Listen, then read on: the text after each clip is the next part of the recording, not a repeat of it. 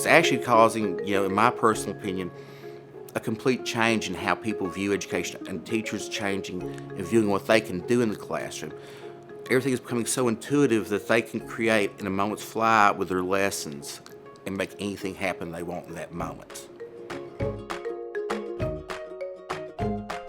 Smart bringing in, you look at the software and there's a homeschool connection. If you are doing blended learning and you do an activity, say using Lumio, that connects the student and the school and the parent and the student back to the school.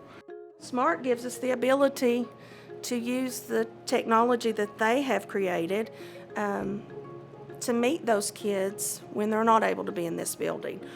Or even when they are in the building, it gives them an avenue to be creative, to learn new things, to see things that even though we'd love to be able to take them to see, they can go online and the teacher can push out lessons to them. They can see things and learn things that maybe they wouldn't have been able to see before. Smart is our kind of like our go-to method to get the job done in a much more efficient way for us.